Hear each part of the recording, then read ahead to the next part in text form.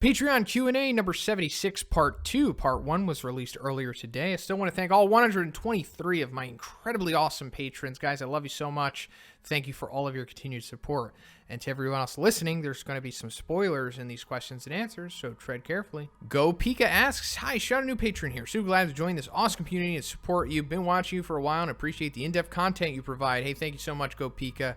I really appreciate your support. My question is, who would win in a fight, Bakugo or Genos? Both their powers are centered around raw firepower, so I think that it would be an interesting fight. Let's say that either base form or G4 Genos. I think EC and Daedric Genos could play too much for Bakugo to handle. I feel like their firepower is comparable, but I'm not sure how Bakugo would deal with Genos' speed. Thanks. Let me know what you think." So yeah, it's definitely going to come down to speed being a huge factor in this fight, and I don't think Bakugo is nearly fast enough to deal with somebody like Genos. Now, their firepower, like you said, is somewhat comparable, even if we're talking about like base Genos that went against Mosquito Girl, or maybe even like the slightly upgraded Genos that went against Saitama in training. G4 Genos is probably going to be a little too much for Bakugo, so we'll just, scale him down to base form that went against Mosquito Girl. I think this would be somewhat of a good fight, but his strength is still far exceeding Bakugo's. Now, he's not as strong as EC Genos, who is said to be just as strong as Tank Top Master by Garo, but the firepower, it's definitely going to play a big factor here, because I think, they're almost kind of equal at this point, more or less. I mean, if you're really looking at Bakugo's power, especially when he's not holding back, it's pretty darn impressive. Like, when he's just going against Izuku at the end of Season 3, he's, like, blowing up a good portion of that block. It's something similar to what base Genos could do. Don't take too much consideration into him blowing up Mosquito Girl's mosquitoes, because that was kind of like a chain reaction that was spreading throughout all of the mosquitoes. It wasn't necessarily Genos creating a full-blown blast that was blowing up that big portion of the city.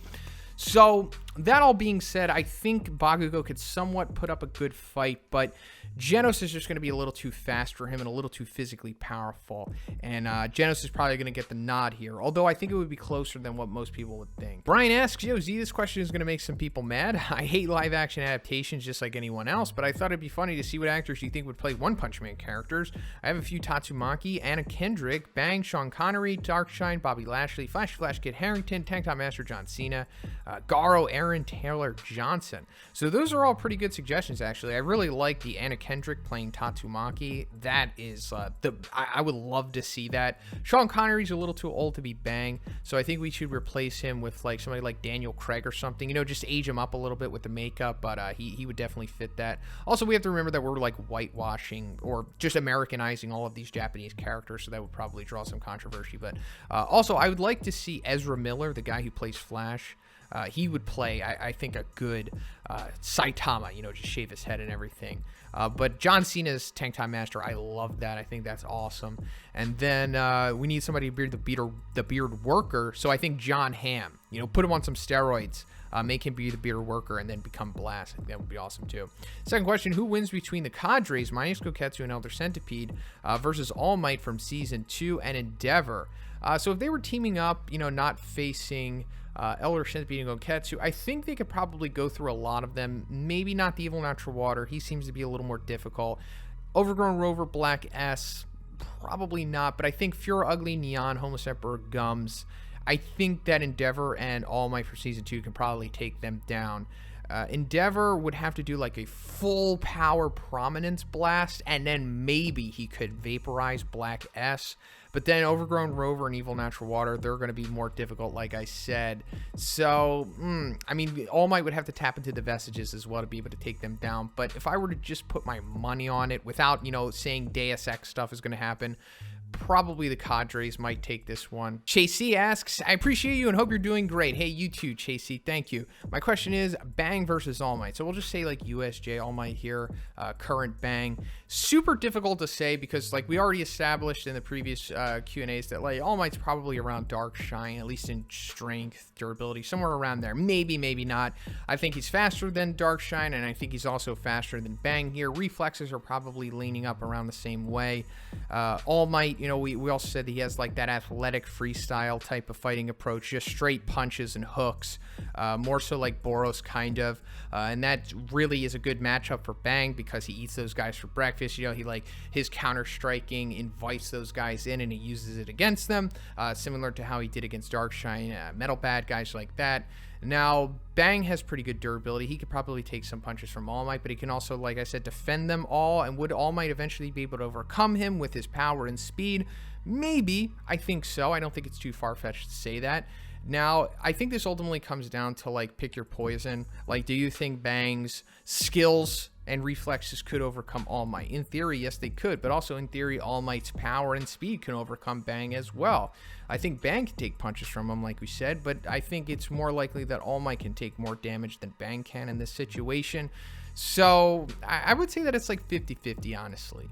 Because Bang is definitely strong enough to deal damage to him, but he would need to generate more power than what we saw of All for Ones, like air cannon, his spring-loaded air cannons, which were like destroying city blocks with All Might was taking on the chin. So can Bang recreate that? Maybe, maybe not. In the abandonment, he can one-shot cadres. Now, can he keep that up long enough to be able to come All Might? Maybe.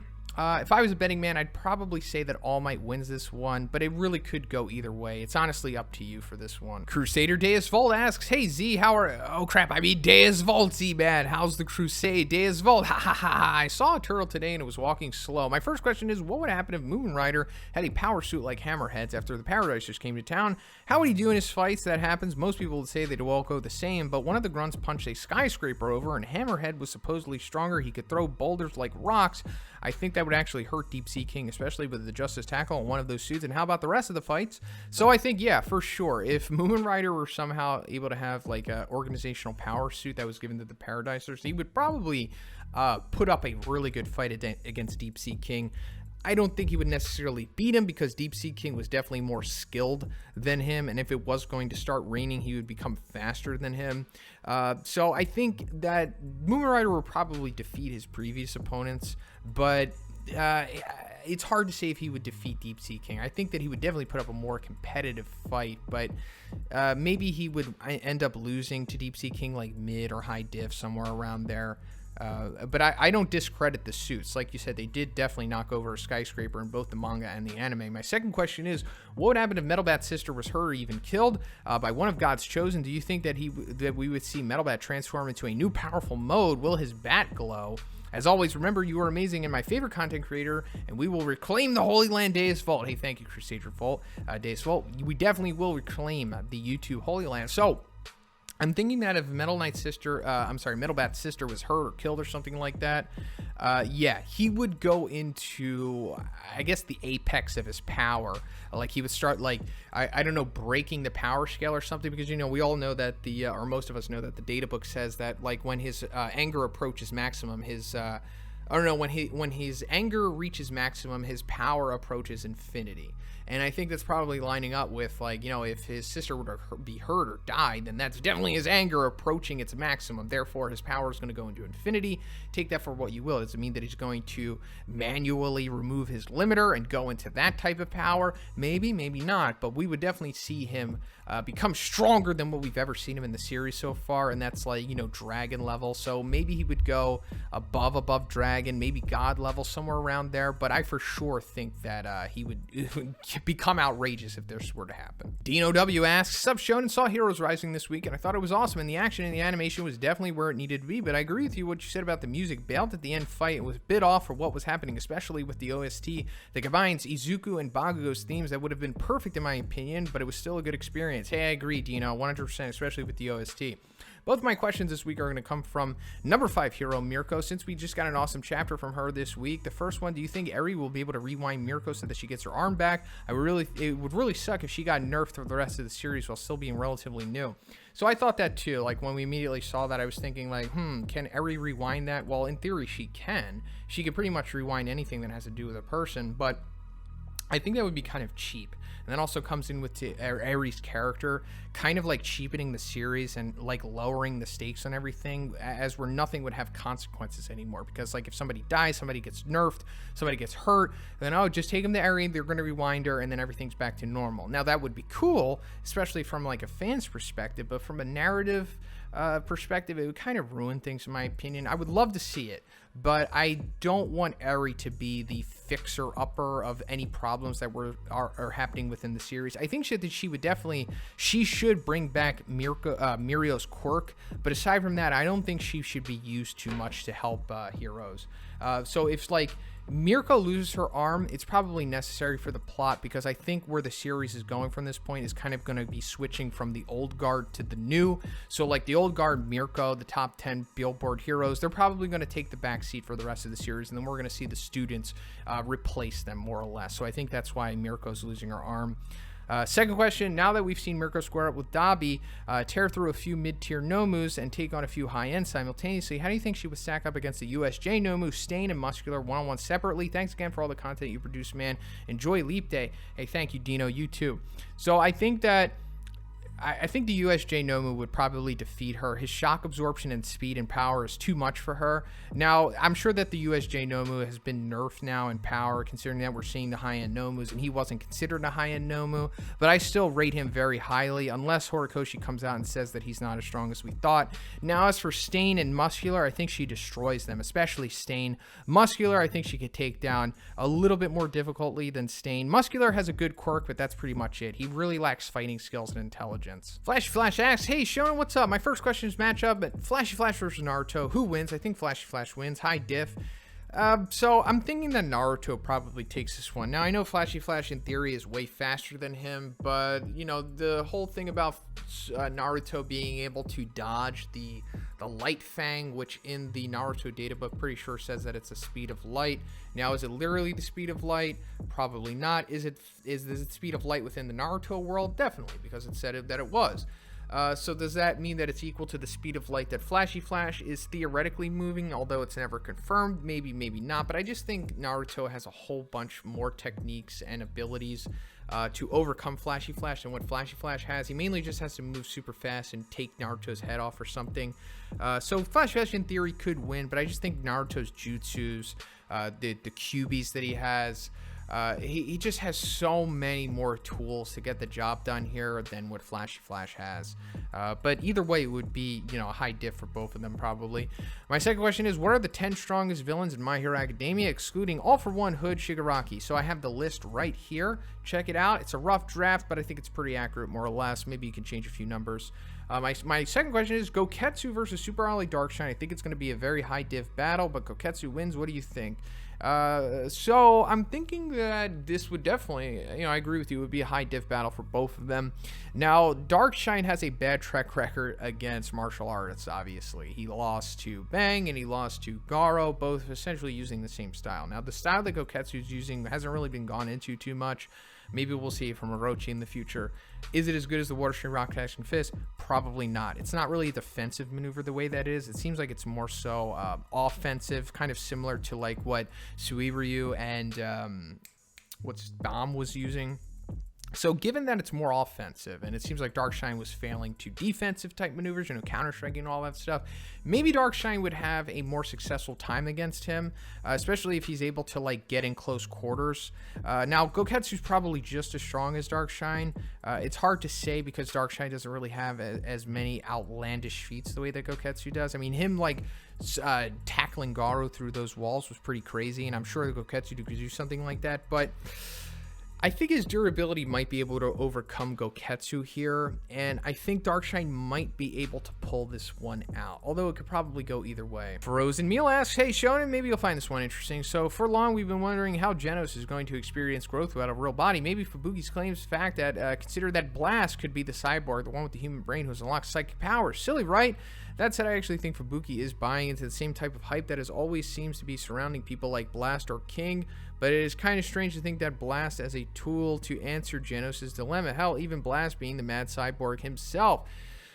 So it is possible. I mean, we've got a lot of speculation going around about Blast robots and stuff, considering that we don't know, like, what that could mean, and maybe he could be a cyborg, but then again, it's like, Blast, I think, would have been mentioned before about having some kind of cybernetic implants at this point or something like this, especially like maybe by Dr. Kuseno, but then also goes into if he's the Mad Cyborg plot. I don't think he's the Mad Cyborg. I think that would be too conflicting with too many plot points here. I think Blast is more so situated with like characters like Tatsumaki and eventually going to be with Saitama, and the Mad Cyborg is probably on the other end of the spectrum with like the organization, Drive Knight, and that's going to play into Genos. I don't think it would make sense if Genos' endgame is Blast. I think he's more so situated for like Saitama because he's way too powerful, way too high above Genos' pay grade. But, I mean, it is possible, but I think that if Genos is going to overcome the whole dilemma about his body not being able to grow because it's mechanical, I think it might come from him discovering something new, and maybe that allows Dr. Kuseno to give him some kind of like a synthetic organic body or something like that. Maybe that could be the future of Genos. Like, instead of just being all mechanical, it's like a new type of material or something that allows him to simulate growth on an organic scale. On my second question, what characters do you see as most reliable narrators? I trust Psychos, and oddly enough, don't put too much stock into Dr. Genos. What? Hope you're doing well. Thanks for your time. I thank you too, Frozenmeal, but you should wash your mouth out. How dare you talk down on Dr. Genos? No, I'm just kidding. But you know I love that character. I made a whole entire video about how I think he is the most important piece of exposition in the entire series, and I stand by it. Psychos is pretty good too, but if there was anyone to trust, it's two characters, Dr. Genos and Child Emperor for sure. Joseph K asks, hello Shonen. I am glad I wanted to ask this question since we now know that Orochi is alive, since it means Saitama actually couldn't finish him in one punch. Anyways, in chapter 123, after the Giro versus Tatsumaki battle, Psychos had a monologue where she confidently says, if Black Ass and Homeless Emperor join forces, they can kill anyone. Firstly, why is she so calm after Orochi just died? Is she deranged? She just found out someone killed Orochi, and it's dude that she's never seen before. Ring the bloody alarm bells. It seems like the S-Class finding out someone killed King is just like, yeah, but Silverfang, Atomic Samurai join forces, they can kill anybody. Secondly, what does she think of those two could kill Orochi, or does she think, just talking about heroes, does she not know King can melt people with his mind? They're screwed. It seems very inconsistent, since she probably spoke about how the Hero Association might have something above the S-Class, but now she's encountered him, and at least the aftermath, she's just gone full smug mode. Sorry for the long rant. Don't know if I missed this in the first time, but I read it in the chapter. I just need to vent. Peace, man. So I'm thinking that she knows that Black S is ridiculously powerful, and she knows that Homeless Emperor is super powerful too. And I think she's pretty confident, not too much delusional, when she's saying if they join forces, they can kill anyone. Now, she's probably talking about individually, because it is a pretty good matchup. You're thinking about the overwhelming power of Black S, everything that he can do, and then you just have Homeless Emperor in the background giving him cover fire with all of those crazy blasts. It's a pretty good combination here. Like, think about it. They could really probably take down anyone, you know, aside from, like, Blast, and we know that she probably can't take down Tatsumaki. Now, the Psychos know that Black S can become Golden S. Remains to be seen. Probably not. How would she really know? I don't think her Esper powers can allow her to analyze Black S, all of his abilities, and think, oh, yeah, he can just fuse 11 trillion of his cells and become, like, a mini Boros. You know, more or less, probably that's not the case, but I'm thinking that it's just fitting into these characters because they're kind of like full of themselves in the series. Like, you know, a lot of people see Saitama's feats, and even then, they're still not completely convinced that he's the one above all. Case in point, Fubuki. She saw what he could do, and she still thought that friggin' my mask was stronger than him. So I think it's just fitting into the, you know, standard archetype of these characters. You know, despite Psycho seeing that Orochi was killed by Saitama, she still thinks that, oh, well, that was pretty impressive, but, you know, Black S and Homeless Emperor joining forces, that's more than enough what I need right now. And it also goes back into like when Orochi was you know, talking in the Monster Association arc in season 2, and then Black S was like, I didn't join up to serve any Orochi, and then she was like, well, if anybody thinks they could take Orochi, you know, fight him, and then if you win, you could be the new leader. So that might have been subtly hinting that Black S is close to Orochi in power, you know, subtly hinting at Golden S probably being just as strong, if not stronger than him. So I don't think it's too out of character or anything right here. If you just backtrack, you can kind of figure out what's going into this here. JustBlazeYT asks, what's up, Shonen? This is my first time using your Patreon. I've always been a fan of your content for the past 3 years. Wow, thank you, JustBlaze. So I had to go see you do great things with the channel. My question is, do you think Tatsumaki could have beaten the reigning cadres by herself if Psychos wasn't involved in the fight? Homeless Emperor, Golden S, Fury, Ugly, Gums, Evil Natural Water, Overgrown Rover. Also, I want you to answer as best as you can with heavy spoilers. So yeah, I think that she could defeat the executives if she was at 100%, or the cadres 100% of her power with not taking any damage. Now, Golden S is different. I don't think, you know, if he was with them, it wouldn't be that easy. But if we're just taking into consideration not Golden S, like Black S with the other cadres that she's fighting on the battlefield, she was doing pretty good against them. Like, it seems like she was going to be able to take care of them.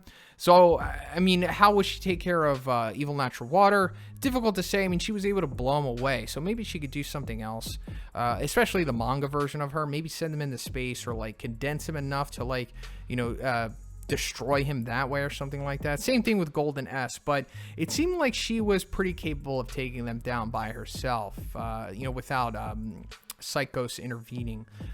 Golden S, if he were to team up with them, that would probably be a little too much because of his speed and all of that stuff. But you know, even one himself said that a full power Tatsumaki could take care of Golden S.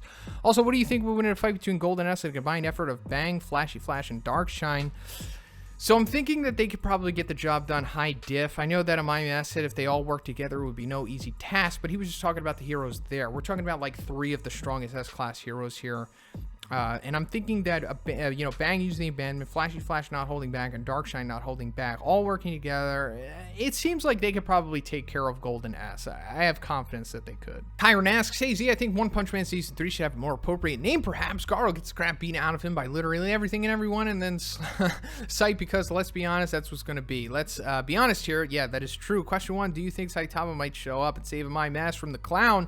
I think it's a possibility and would further build up the relationship up. Maybe in my mask would get some advice from the public appearances not mattering and stop caring about public seeing his true form, and it would go out when he fights to be a better hero, similar to what Genos experienced, but not letting his guard down.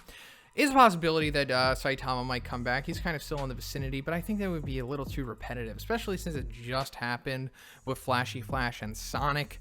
You know, him taking down the ninja leader. I don't want this to happen, but it very likely could. I mean, it seems like one is kind of just kind of like going in a different direction with the series at this point. He's kind of going back to his grassroots ever since the Monster Association has ended, or since the webcomic has come back, I should say. But what I think is going to happen here is that either the Neo heroes are going to show up, and they're either going to attack My Mask, or they're going to take him into their wing. They're going to be like, it's okay that you're a monster. We'll still take you in if you decide to fight for us, because he wanted to abolish the S-Class anyway. I'm really curious just to see how Saitama is going to react to a My Mask being a monster, because I don't think we've ever really seen Saitama deal with something like that before.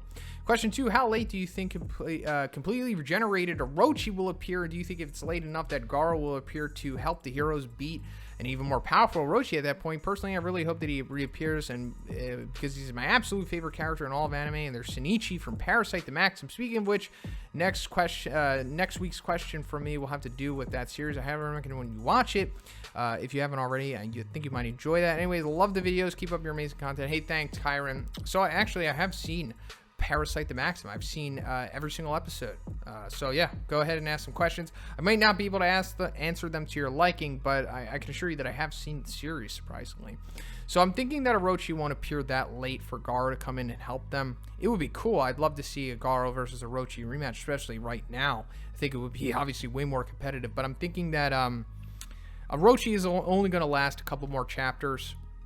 And he's probably going to be taken out by Tatsumaki with the assistance of Flashy Flash and maybe another S-Class hero. I hope Saitama doesn't play a part in this, but maybe he will. But I definitely foresee Tatsumaki ultimately coming down and destroying Orochi by herself, which means that it's not going to be enough time for Gar to come back into the picture. Lil Dolphin asks, hey Z, hope you're having a good week and not getting too much snow. Hey, surprisingly I'm not. Let's hope it stays that way. My first question, if Genos' engineer was Dr. Bufoy instead of Dr. Senna, would that change what disaster level would Genos be, considering that Dr. Bufoy has the equipment, better equipment than Dr. Senna? So if we're like going straight to the series, like not thinking anything more advanced than that, I don't think that Dr. Bufoy would be able to do better than Kuseno, because Bufoy's kind of just like a mechanical engineer, just straight, through. He just makes robots and stuff like that, as where Kuseno is expert in like cyborg stuff. So we have to take into consideration that Bufoi probably isn't too adept at like biology and like integrating cybernetic technology into humans and stuff like that. But if we're just looking at tech for tech, then yeah, for sure, Bufoi is way more advanced than Crusader's tech and would definitely increase his disaster level if he could. So I think a better way to look at it is like if Dr. Crusader was able to get tech from Bufoi, that would for sure increase Genos' disaster level rather than Bufoi just exclusively working on Genos. My second question is, do you think that Saitama has reached his full power? If not, do you think, if not, when do you think we will see him there? Also, it doesn't have to be full physical potential since he doesn't have a limit in that. Have a good week, Z. Hey, you too, Lil Dolphin. So I'm going to make a video about this. I am actually going to make a video like how powerful is Saitama in the future. It's going to be difficult to make, of course. It's a very contentious conversation, especially with what you're asking right here. Super contentious. A lot of people have their own ways to look at Saitama's power. Some people think that he has already reached his peak considering what he said to King. Some people think that he has unlimited growth. It's somewhere in between. So right now I would say that he probably has reached his full potential. It really depends on what narrative you're looking at and how deep you want to read into what one has said, but I think it's somewhere in between. Like maybe he has, maybe he hasn't. But what I think is honestly going to happen is that we'll never know. We'll never know if Saitama has truly reached his potential. We'll only see the type of effort that Saitama puts into his fights. Mr.Awsome asks, hey Shonen, how you doing? I'm doing good, Mr. Awesome. I hope you are too. So, Pig God or Goku? 1 hour to consume as much nourishment as they can. The battle of the gluttons commence. So I'm thinking that Pig God is probably going to take this one. I don't see any way Goku can eat nearly as much as Pig God. Now, don't get me wrong. Goku can, of course, eat a lot. I mean, we saw him. He has super high metabolism considering that he's, you know, crazy, powerful Saiyan. But Pig God is on like another level. He can probably eat 100 or even more times the amount of Goku can. Like we saw him eat the Great Food Tub and like his body adjusted just to be able to consume that massive beast who is way bigger than Goku and way bigger than Pig God. And there's no way Goku can be able to like replicate an eating feat like that. So Pig God would just absolutely destroy Goku in an eating contest. No challenge at all. Next, I wanted to know what you think of this theory. What if the Rumble fruit is Uranus? So I read what you said, and I think that's interesting, but I don't think any fruit is strong enough to be considered an ancient weapon, or I think there would have been more hints at it. Now, yeah, there is a connection between Zeus and all of that stuff, but I still don't think it has anything to do with the fruit. Maybe it has something more so to do with what Uranus is capable of. Maybe it needs the Goro no Mi to be able to generate it. You know, maybe that goes back into what Eneru was needed. Maybe he needs to power Uranus in order for it to work. You know, maybe it needs an electrical power source or something like that, rather than the actual power being the Goro no Mi itself. It is a possibility. I'm not going to say there's no way that this is true, but I just think we probably would have had more hints as to it being a fruit rather than it just being like a huge weapon of the past. Like, I think that's more like what it is, considering what we've seen of like the Noah and Pluton, of what that's implied to be, as well as Poseidon. It's going to be something outside of the devil fruits, most likely. And happy birthday, Mr. Awesome. Paxson D asks, hey Shonen, hope you're well, my friend. Thanks again for the Shocking Moments video and the kind words. You're a legend. Hey, thank you for the support, Paxson. You're a legend. Who do you think would win, Pre-Awakened Shigaraki or Destruction Only Scar from Full Metal Alchemist? So I checked out some of Scar's feats. I mainly got to see his fight against Armstrong, but let me just put it out there. I'm not familiar with Full Metal Alchemist Brotherhood. I haven't seen it. I'm very limited on my knowledge in it, but based off of what I've just seen, quickly was able to glance over some of his feats and stuff like that, I will say that Scar probably would lose to Awaken Shigaraki, even with like his destruction stuff like that, but I think he would probably soundly defeat Pre-Awakened Shigaraki. Awakened Shigaraki is just a little too OP for somebody like that, especially since he doesn't really need to make contact. He can just touch the ground and just have it decay that way. Also, his reflexes are on another level. Now, Scar's reflexes are great too. You know, he was doing pretty well against Armstrong, and I guess he was kind of able to defend against one bullet or something. I know that he took some of them, but I just think that Awaken Shigaraki would probably be a little too much. What do I think of the One Punch Man game? I think the core of it is fun. I think being able to play as the characters that you love, you know, from the series is great, and the fighting system is pretty good too, but I have so many issues with it. Like the way that, like, when you fall and you kind of lay on the ground for a little bit, and there's like lag time and invincibility frames that I don't like. And then the story mode is just, it's just so annoying. It's just a mess. Like the fact that you have to like grind out things just to be able to progress through the story so you can unlock characters.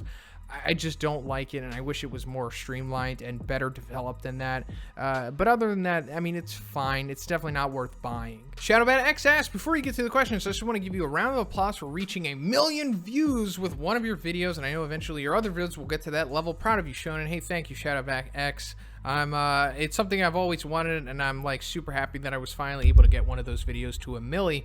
All right, I'm done buttering you up. So my question is, what do you think the bearded worker, aka Blast, the mad cyborg, which is how he can control over those robots and needs them? That's why he's everywhere. There, mystery solved. Sorry about that. Anyways, do you think that Blast could defeat Awakened Garo? I'm very aware that it's too early to ask, but I wanted to know what you think, since hypothetically he could defeat Boros all forms. So does that? So what does the one above all think? Yeah, I think he definitely could beat Awakened Garo. Just in theory, of course, we're just speaking hypothetically, but I think Blast is very likely strong enough to, like, maybe even low diff Awakened Garo, low or mid diff. I don't even think it would come to the point of where he would need to high diff him. If we're just thinking about how powerful, like, you know, a crazy combat Esper in this world could be. Last question, that panel where Golden S appears and it says, Golden S is born with a blast. What does that mean? Is one silently hinting that Blast, aka the bearded worker, aka the lecture man's older brother? Because I know how much you love that character. I see you've been watching the streams. Thank you. I do apologize anyways. Is one hinting that Blast could do the same technique as Golden S? Tatsumaki is already shown to be one of the most powerful Espers at the moment, and showing her feats of power, which could hint that Blast could do the same at a higher scale. Same with Psychos using her I-beams, could demonstrate that Blast could do, but on a greater scale. Finally, Golden S with his Ultra Instinct move. I don't know, maybe Blast could do the same technique as well, which is why one wrote it like that. Or maybe that title could just means that one is hinting that Golden S is actually Blast's, well, you know. Am I being too stupid and reading way too much into this? Anyway, Blast questions today. Don't know why, but why not? Also, I'm enjoying the new One Punch Man game in Tatsumaki, of course, but not for any particular reason. Anyways, I wanted to just end off congratulating you for 1 million views again. I'll continue to stick by your side, all as life lets me. Have a great leap day and a new month. Hey, thank you, ShadowBat. You too. So I'm thinking that the whole born with a blast thing means probably just like a nice way to put things for Golden S introduction to the story. I don't really think it has any more meaning than that, and I don't think it has any kind of relation to Blast. Also, again, we have to go into the whole translation thing. Like, that was the first translation that we got for it, as far as I know. So maybe, like, in the manga, it will turn out differently. Although a lot of the times, like, HEX514 and Vib and everyone else who goes into, like, creating the new English versions of the manga, they kind of go off of the base material that was already established. So they probably will say Born with a Blast once we get it in the manga, but I think it's just a cool way to go about introducing Golden S. Nothing more, nothing less. Tetsucabruh asks, Child Emperor versus Deep Sea King in the rain with a twist. No Brave Giant, but wait, you must be thinking, how is this fair for Child Emperor? Well, just look at some of his tools. He has sticky missiles, which can restrain someone as strong as G5. His underdog Cerberus would keep G5 busy. His umbrella shield, which is strong enough to take hits from transformed Phoenix Man. And what do you think the potential for him to get the kill? The Lego Snowman Machine. The rain could be a double-edged sword for Sea King because of it, and as well as keep him up or not. Child Emperor dodged a water breed from Unilaunch Water, but he did it with more ease than E-Iron, who was pretty fast himself. Not saying that makes him faster than Sea King, but I think that he could barely, at least barely keep up with him. So who takes the gold? So you pretty much laid it out pretty good yourself. I think Child Emperor can probably take Deep Sea King, whether in the rain or not. He's proven that he can combat against demons, and he has more than enough tools to get the job done here. Like you said, the underdog Cerberus is probably a demon himself, more or less. And, you know, if he used him, if he brought out the snowman, if he brought out his tank, if he brought out the shield and sword, as well as using his backpack with all of the bladed weapons, I think Child Emperor just has enough tools to get the job done here. So I'm definitely going to go with him. Second question Endeavor versus Royal Ripper and Bug God.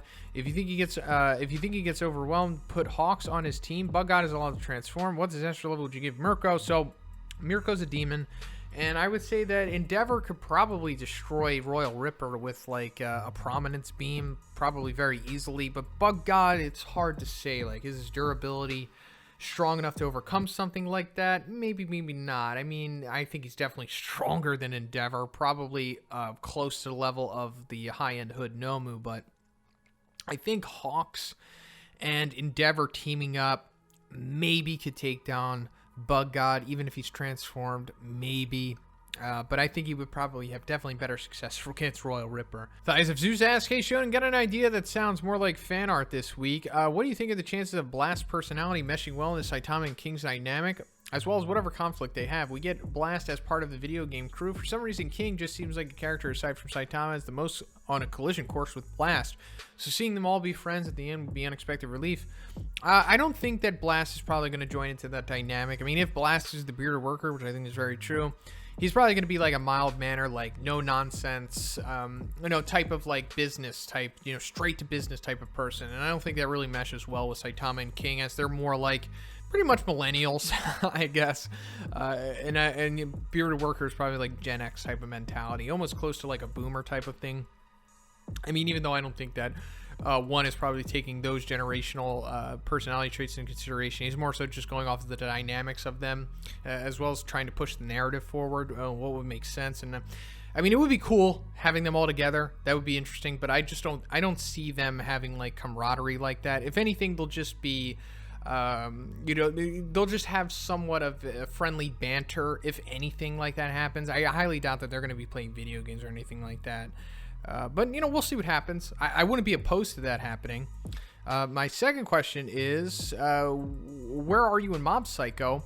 I don't want you to spoil any of the rest of the story for you in future questions. Hope you're doing well, man. Take it easy, Joseph. Hey, thank you, ThighsOfZeus. I hope you are doing well as well.